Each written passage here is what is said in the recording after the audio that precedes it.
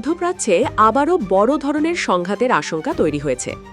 যুদ্ধবিরতি নিয়ে আলোচনা থমকে যাওয়ায় ইরানকে সরাসরি সতর্ক করেছেন মার্কিন প্রেসিডেন্ট ডোনাল্ড ট্রাম্প। তিনি বলেছেন, তাদের সময় ফুরিয়ে আসছে।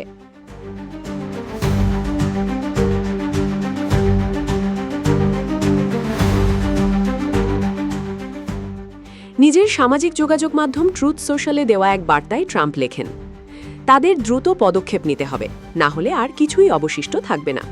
এখন সময়টাই সবচেয়ে গুরুত্বপূর্ণ।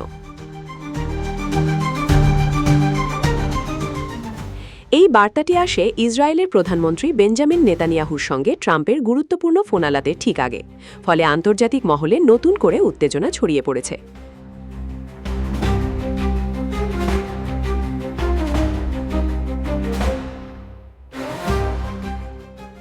ইরানের গণমাধ্যম দাবি করেছে, সংঘাত বন্ধে তেহরান যে প্রস্তাব দিয়েছিল, যুক্তরাষ্ট্র সেখানে কোনো বড় ছাড় দিতে রাজি হয়নি। আধা সরকারি সংবাদ সংস্থা মেহের জানিয়েছে, ওয়াশিংটনের অনড় অবস্থানের কারণেই আলোচনা কার্যত অচল হয়ে পড়েছে। এর আগে চলতি সপ্তাহে ট্রাম্প ইরানের দাবিগুলোকে সম্পূর্ণ অগ্রহণযোগ্য বলে প্রত্যাখ্যান করেন। তিনি আরও বলেন, বর্তমান যুদ্ধবিরতি এখন লাইভ সাপোর্টে রয়েছে। অন্যদিকে ইরানের পররাষ্ট্র মন্ত্রণালয়ের মুখপাত্র ইসমাইল বাগাই দাবি করেছেন, তাদের প্রস্তাব ছিল দায়িত্বশীল ও উদার।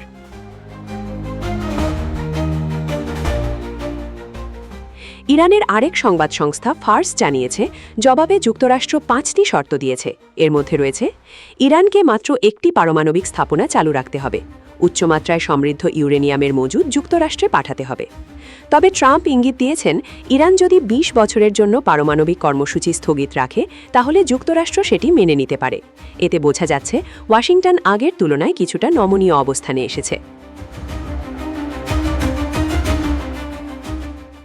28 ফেব্রুয়ারি ইসরায়েল ও মার্কিন বাহিনীর ব্যাপক বিমান হামলার পর থেকেই পরিস্থিতি ভয়াবহ রূপ নেয়।